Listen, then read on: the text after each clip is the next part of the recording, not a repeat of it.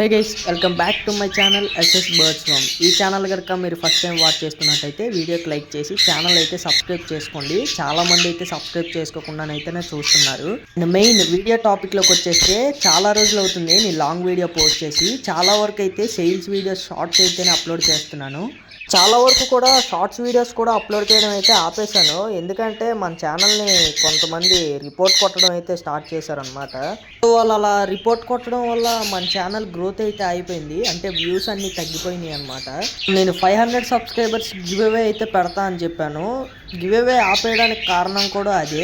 4-5 members అయితే నాకు call చేసి మీ ఛానల్కి రిపోర్ట్ కొట్టిస్తున్నారు మా చేత అని చెప్పి అయితే చెప్పడం జరిగింది నాకు. సో ఎనీవే మనమైతే డైరెక్ట్గా టాపిక్లోకి వెళ్ళిపోదాం. అలాగే ఈ రోజు వీడియో వచ్చేసి ఏంటంటే మన దగ్గర ఏవే బర్డ్స్ ఉన్నాయి, ఏ బర్డ్స్ బ్రీడింగ్ చేస్తున్నాను అయితే చూపించడం జరుగుతుంది మీకు.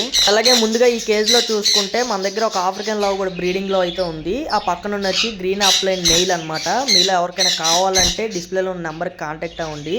బ్రీడింగ్కి అయితే పర్ఫెక్ట్గా సెట్ అవుతుంది.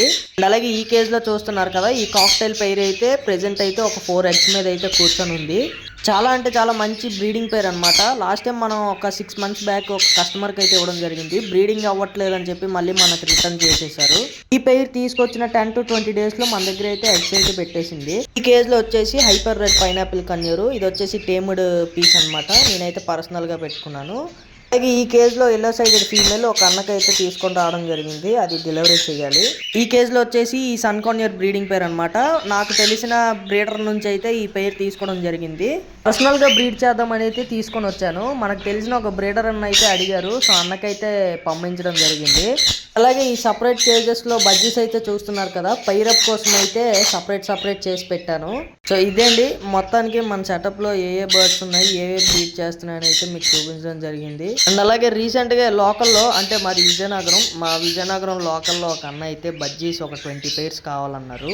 ఆ అన్న అడిగినట్టే మన దగ్గర 15 to 18 pairs బ్రీడింగ్ పేర్స్ అయితే నా పర్సనల్ ఉన్నాయి. అవి అయితే ఇచ్చేసాను. ఎలా డెలివరీ చేశాను ఏంటనేది తర్వాత వీడియో పెడతాను.